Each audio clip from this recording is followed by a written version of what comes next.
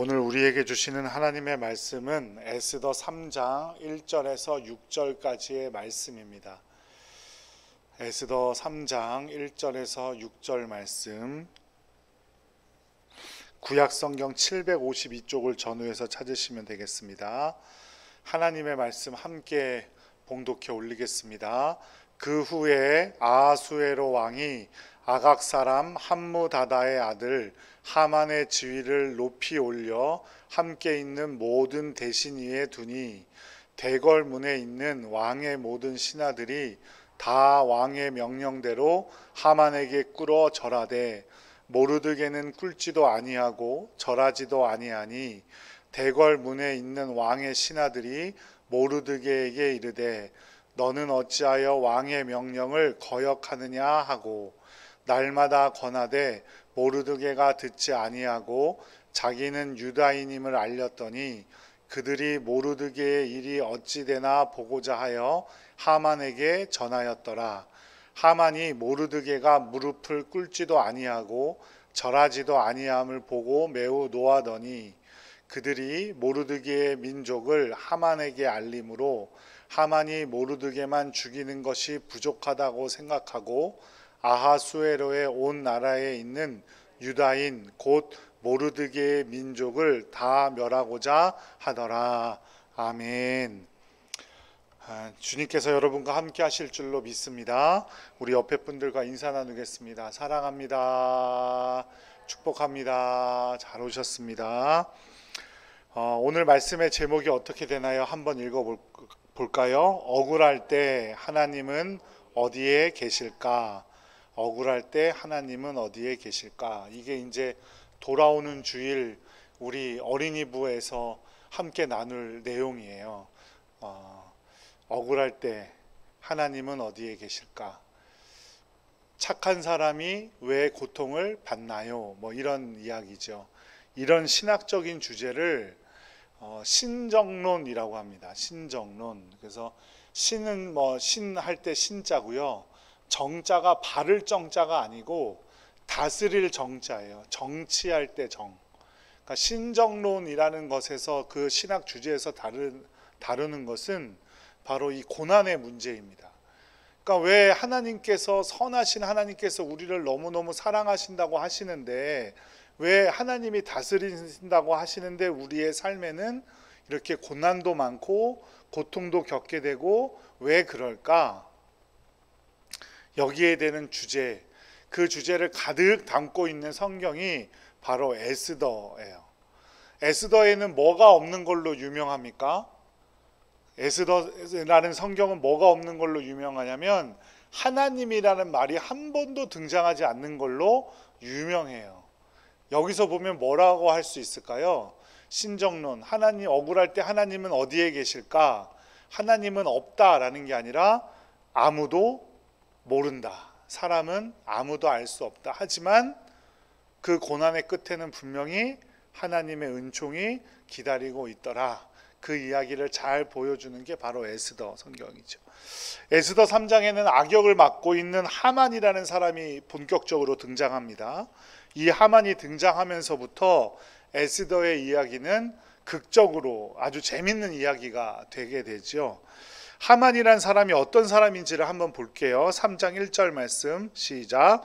그 후에 아하수에로 왕이 아각 사람 함무다다의 아들 하만의 지위를 높이 올려 함께 있는 모든 대신 위에 두니.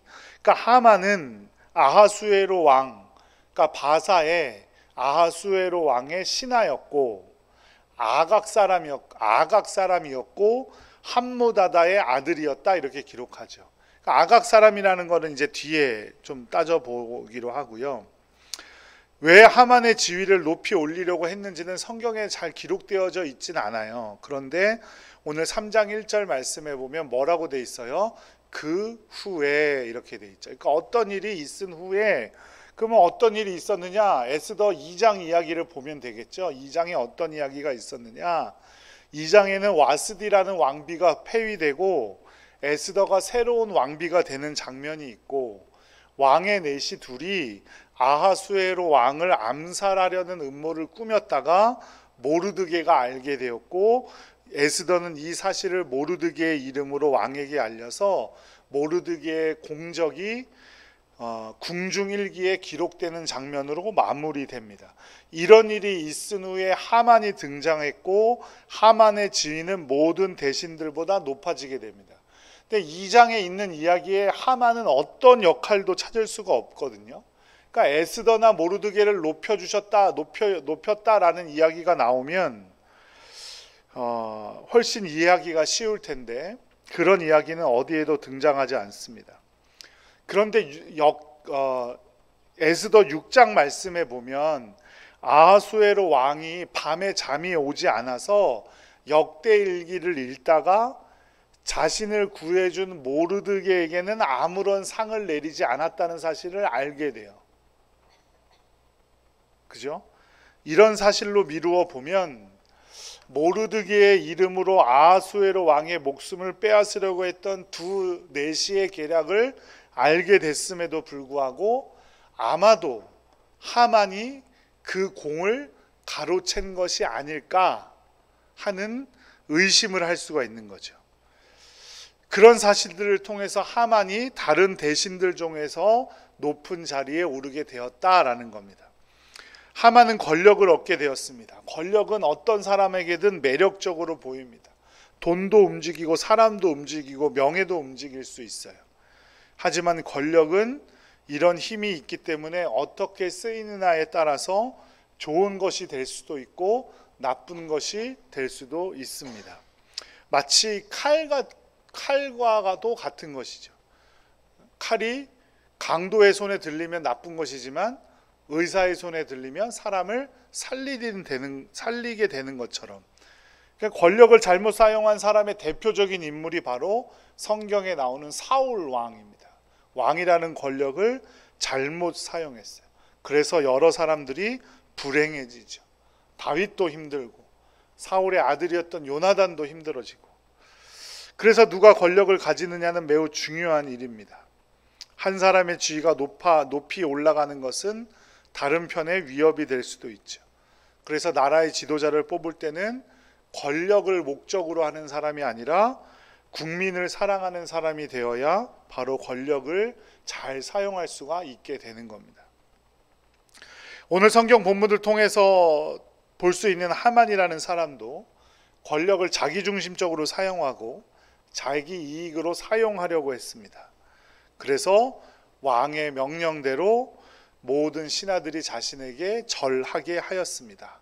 3장 2절 말씀 함께 읽어보죠. 대궐문에 있는 왕의 모든 신하들이 왕의 명령대로 하만에게 꿇어 절하되 모르드게는 꿇지도 아니하고 절하지도 아니하니. 모든 신하가 왕의 명령대로 하만에게 꿇어 절했는데 모르드게는 하지 않았다.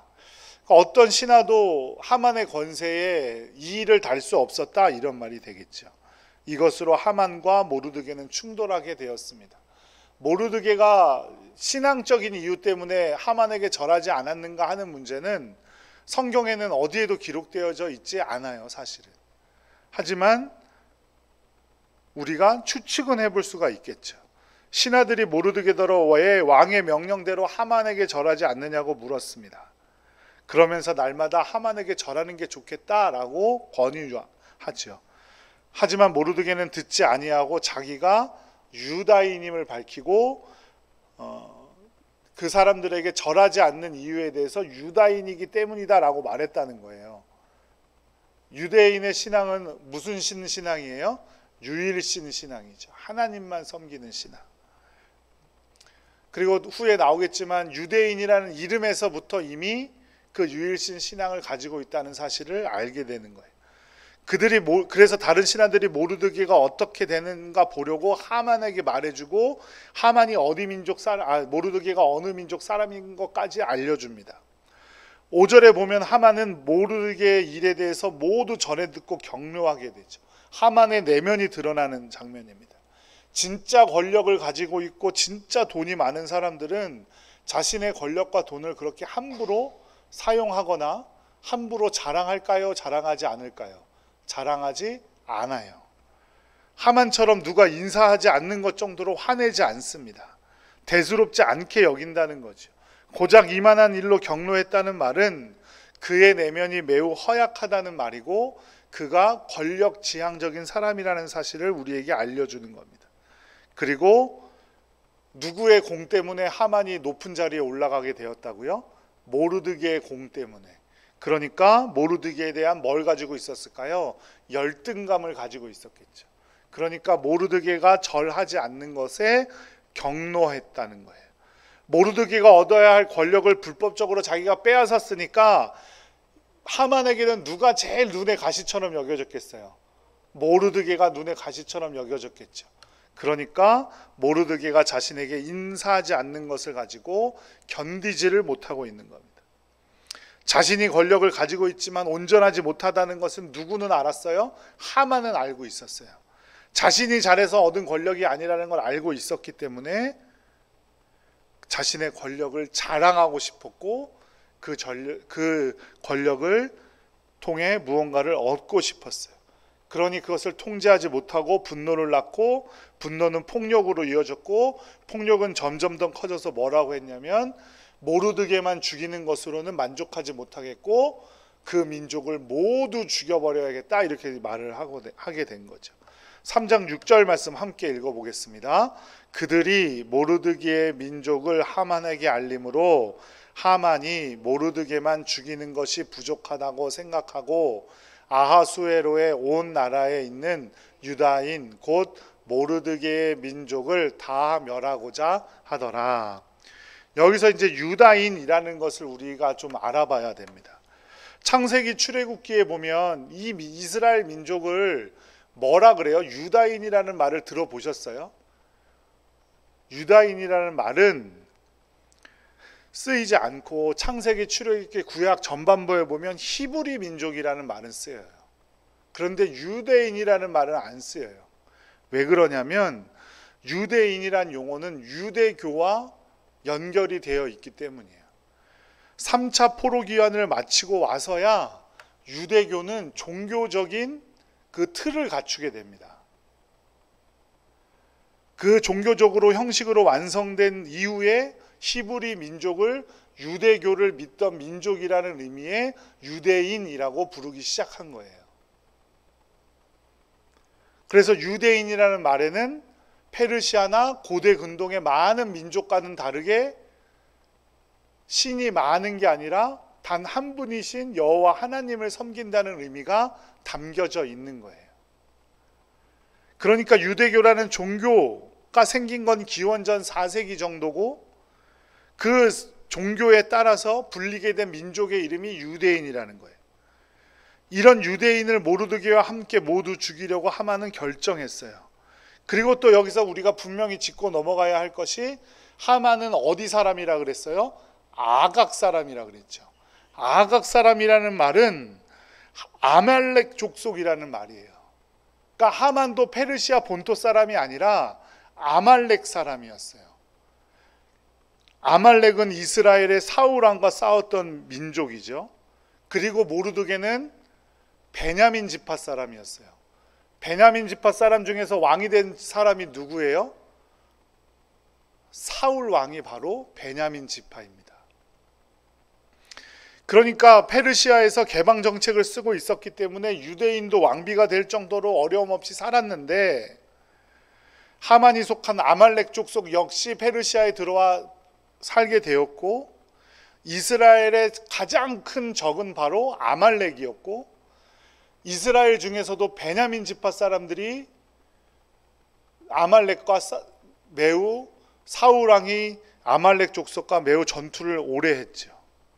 그래서 어떻게 했어요? 사울 왕이 결국 아말렉 족속을 모두 무찌르게 됩니다. 그래서 우리가 알고 있는 이야기 중에 아말렉 족속의 싸움에서 나오는 이야기가 뭐예요?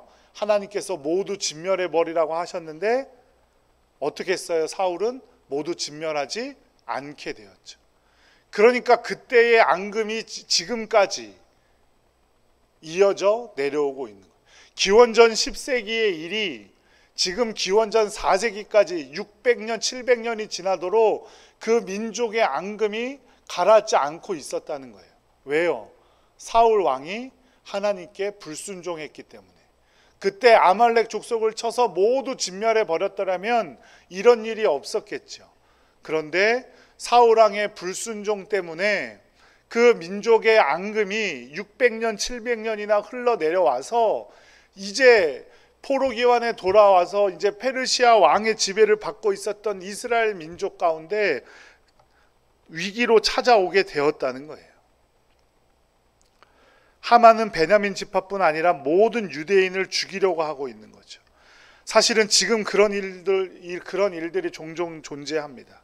믿음 없는 사람들은 그리스도인을 하나로 묶어서 생각하죠. 예수 믿는 사람 한 사람만 잘못해도 너도 교회 다니잖아 그러면서 하나의 뭉태기로 설명하려고 하죠. 하만이 모르드게 한 사람을 죽이려고 하다가 그 분노가 폭발해서 어떻게 돼요? 민족을 전부 죽이려고 했던 것처럼 목사 한두 사람의 잘못을 개인의 문제로 보지 않고 기독교 전체의 문제로 생각합니다.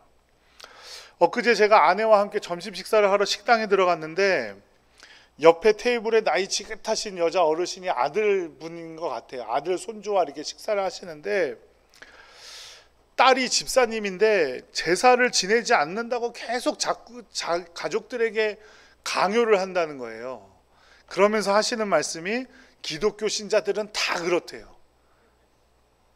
그러니까 하나의 일을 전체의 일로 만들어 버리는 거죠. 이런 것처럼 우리는 예수님을 믿는 순간부터 원하든 원하지 않든 교회 공동체와 분리될 수 없다는 거예요. 세상 사람들은 그리스도인의 행동 하나하나를 교회 공동체와 연관지어 바라보고 우리의 행동을 꼭 누구랑 연결시킵니까? 예수님이랑 연결을 시킵니다. 그래서 어떤 사람들은 자신이 그리스도인인 것을 숨기기도 하죠. 직장에서나 학교에서. 단지 예수님을 믿는다는 이유로 그렇게 자꾸 알러지 반응을 보이는 사람들이 있으니까 자꾸 숨기려고 해요. 오늘날 우리는 교회와 하나님의 백성에게 호의적이지 않은 문화를 경험하며 살아가고 있습니다. 아마도 하나님의 백성을 대적하는 이런 악한 세력들은 예수님 다시 오시길 때까지 있을 거예요. 하만과 같은 사람들, 에스더서에서 어둠의 세력을 상징하는 사람들, 하나님의 다스리심을 방해하려고 하는 사람들, 언제나 우리 곁에 있다는 겁니다. 그런 사람이 권력을 잡게 되자 하만의 마음에 분노의 불씨가 붙여졌고 유대인은 죽을 위기에 내몰렸어요. 그런데 이때 하나님은 어디에 계셨을까요? 왜 이런 민족적인 위기를 맞게 하셔서 어렵게 하시는 걸까요? 그냥 인사 한번 하면 그런 민족의 위기도 없었을 텐데 모르드게는 왜 무슨 고집을 부려서 민족을 위기에 빠뜨리게 된 걸까요? 이런 상황인데도 하만은 더욱더 악한 일을 저지릅니다. 7절 말씀도 함께 읽어볼게요. 시작. 아하수에로 왕 제12년 첫째 달 곧 니산월에 무리가 하만 앞에서 날과 달에 대하여 부르 곧 제비를 뽑아 12째 달 곧 아다러를 얻은지라. 제비 뽑기를 의미하는 부르라는 점을 쳤다는 거예요. 주사위처럼 생긴 건데 그거를 굴려서 점을 보는 거예요. 페르시아의 신들을 동원해서 날짜를 정했다는 거죠. 왕의 승인도 얻지 않고 하만은 모르드게와 유대인을 죽일 날을 정했던 겁니다. 그리고 난 후 하만은 아하술의 왕에게 교묘하게 보고합니다. 하만은 유대인들이 왕의 법률을 지키지 않는다고 부정적으로 생각하게 만들고 거짓말을 통해서 자신의 이익을 얻으려고 했죠. 하만, 지금도 우리를 괴롭히는 악한 사람들과 마찬가지입니다. 사탄은 거짓의 아비라고 했어요. 사탄이 지배하는 세상에서는 거짓이 일상입니다. 지금 하만의 보고가 그래요. 거짓말을 진짜 잘하는 사람들은 어떤 사람들인 줄 아세요? 처음부터 끝까지 거짓말하지 않아요. 중간중간에 뭘 섞어요? 사실을 섞어요. 10개 중에 한두 가지만 거짓말을 해요. 그래서 사람을 속이는 거예요. 가장 높은 신하인 자신에게 절하지 않는 것을 교묘하게 거짓말을 통해서 왕을 섬기지 않는 것이라고 왕을 속이려고 합니다. 그리고 그들을 모두 죽이도록 허락해 주면 내가 왕에게 은 1만 달란트를 왕에게 주겠다고 왕을 돈으로도 유혹을 합니다. 1만 달란트는요 340톤이에요. 여기서 산수 은 한 돈, 은 3.75g이 한 5,000원 하더라고요. 제가 찾아봤더니 4,700 얼마 이렇게 하더라고요. 5,000원 잡고 그러면 3.75g이 5,000원이면 340만 톤은 얼마겠습니까? 제가 해보려고 하다가 저한테 뭐 공업용 계산기도 없고 그래서 그냥 포기했어요. 뭐 계산하기도 힘든 금액, 엄청난 금액이라는 건 아시겠죠, 그죠? 그 돈을 주면서 왕을 돈으로 유혹해요. 왕도 이런 큰 금액을 받고 모든 권한을 하만에게 위임합니다. 하만은 누구의 눈치도 보지 않아요. 하만의 계획대로 모든 일은 이루어질 것처럼 보이죠. 그런데 과연 왜 이런 일들이 우리에게 일어나느냐라는 거예요. 이유도 알 수 없는, 이해할 수 없는 일들이 우리에게 왜 이런 고난과 고통으로 찾아오는 걸까요?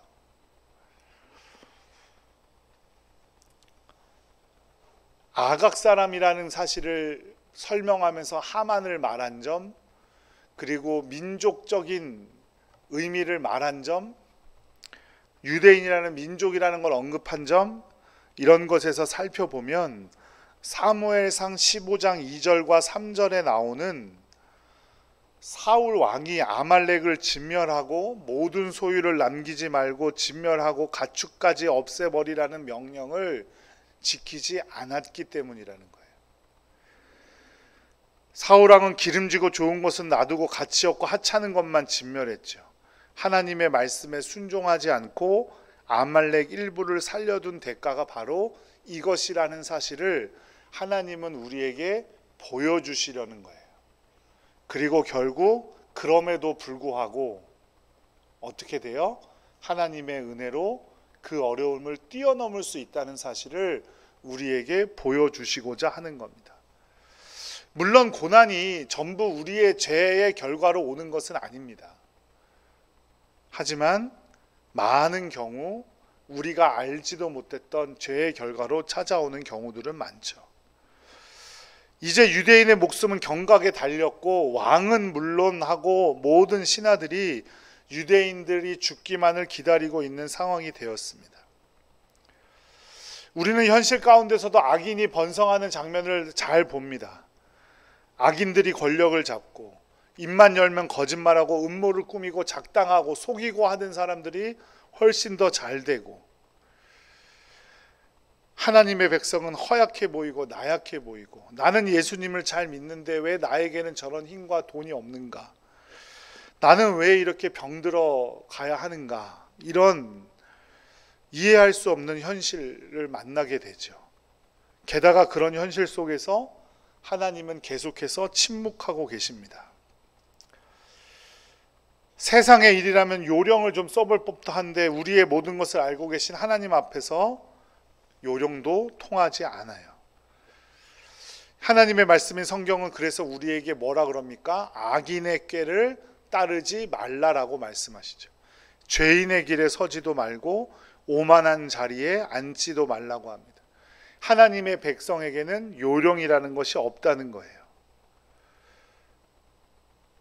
그럼 우리에게는 무엇이 남아 있습니까? 우리에게 남아 있는 분은 하나님밖에 없음을 우리에게 알려주고 있는 겁니다. 하만은 아하수에로 왕과 함께 있었습니다. 그 이유, 이 사건들의 이유, 아하수에로 왕과 함께하며 아하수에로 왕의 비위를 맞추기 위해 노력했죠. 왕과 가까운 곳에서 더욱 기세가 등등하여서 그 자리를 지켰습니다. 그런데 이때 모르드게는 어디에 있었냐면 모르드게는 대궐문에 앉아 있었다라고 기록합니다. 대궐문에 앉아 있었다라는 표현은 자신의 일상을 지키고 있었다라는 겁니다. 하나님께서 허락하신 자신의 일상에 최선을 다했다는 거죠. 자신의 목숨이 경각에 달리고 자신의 민족이 경각에 달린 그 상황 속에서도 모르드게는 어떤 요령이나 악인의 꾀를 따르는 방법이나 죄인들의 길에 서려고 하지 않고 하나님께서 허락하신 일상을 지키려고 했다는 것. 결국 이 일은 어떻게 되었습니까? 세상의 권세를 가지고 있던 왕과 가까이 하려고 했던 하만이 모르드게를 죽여서 매달려고 했던 그 나무 기둥에 누가 달리게 됩니까? 하만이 달려버리게 되는 거예요. 우리는 세상 사람들과 같은 방식으로 맞대응하고 죄인의 길에 서고 악인의 꾀를 따르려고 하기보다 하나님을 의지해야 합니다. 우리의 힘을 자랑하는 것이 아니라 오히려 나의 약함을 자랑하고 하나님이 도우실 것을 믿어야 할 줄로 믿습니다. 세상의 잣대로 보면 다윗과 골리앗의 싸움에서 다윗은 상대가 되지 않습니다. 누가 보든 골리앗이 이길 것으로 예상했어요. 그러나 결국 누가 이겼습니까? 다윗이 이겼습니다. 다윗은 왕이 준 갑옷과 칼 들지 않았고 물맷돌을 들었습니다. 그 당시 물맷돌은 어떤 용도냐면 목동이 사나운 짐승들을 내쫓기 위해서 사용하던 도구입니다. 자신의 처지가 목동이라고 아무렇게나 대충대충 살아오지 않았다는 증거가 바로 다윗과 골리앗의 싸움입니다. 5개의 물맷돌을 들고 갔지만 처음 던진 물맷돌로 골리앗의 이마를 정확히 맞출 수 있을 만큼 다윗은 하나님께서 허락하신 그 일상을 기억하며 자신의 최선의 노력을 했다는 겁니다. 목동으로서 가지고 있어야 할 문맷돌을 던져야 할 그 자신의 책임을 나몰라라 하지 않고, 왜 아버지는 형들만 이뻐하고 나는 목동으로 내버려 두고 있는 건가, 그런 거 의심하지 않고 자신의 자리에서 최선을 다해 매일매일 물맷돌을 던졌을 겁니다. 그 결과 다윗과 골리앗의 싸움에서 다윗은 한 방에 골리앗을 넘어뜨릴 수 있는 물맷돌 기술을 갖게 되었던 것이죠. 결국 모르드게와 유대인들은 승리했고 하만은 패배하게 되었습니다. 하나님은 어디에도 계시지 않은 것 같고 하나님이 침묵하고 있던 그 현실을 넘어서 하나님의 백성은 망할 것 같아 보였지만 망하지 않았습니다. 오늘 에스더 말씀이 분명히 보여주는 겁니다. 나를 떠나버린 것 같고 나를 어려움 가운데 내버려 두시는 것 같아도 이미 내가 가야 할 곳에 미리 가 계시고 나를 도우시는 하나님을 의지해야 합니다. 내 현실과 내 미래를, 내 인생을 지금의 현실의 어려움 때문에 성급하게 결론 내려서는 안 된다는 겁니다. 살아가는 동안 이해할 수 없는 수많은 일들이 일어납니다. 예수 믿는다고 그런 일들을 만나지 않게 되는 것이 아니죠. 그래도 낙심하지 마시기 바랍니다. 우리는 하나님의 능력을 의지하고 살아가야 합니다.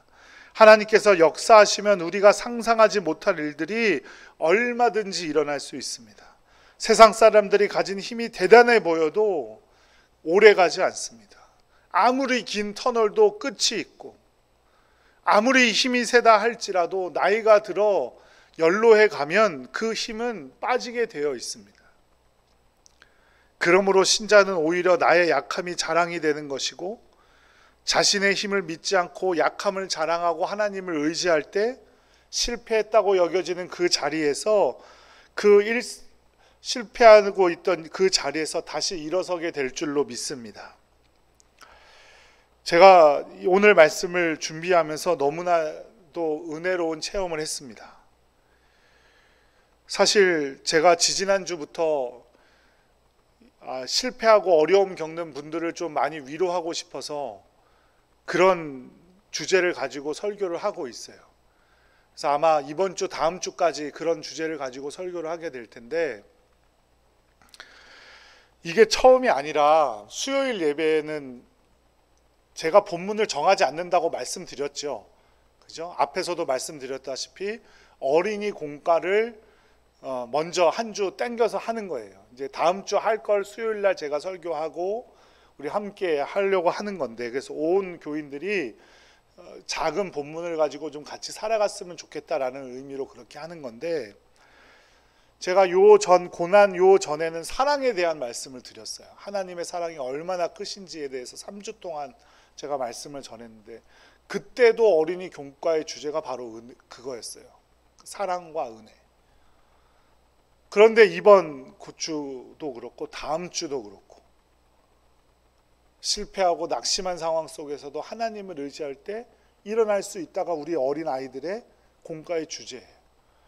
하나님께서 참 베풀어 주시는 은혜가 크구나. 정말 저에게는 많은 은혜가 되더라고요. 그런 은혜가 끊이지 않게 우리에게 부어주심을 믿으시기 바랍니다. 실패하고 어려운 일상들이에요. 낙심한 상황 가운데 있을 수 있고 내가 꿈꾸던 상황과는 너무나 다르게 우리의 현실은 흘러가게 될 수도 있습니다.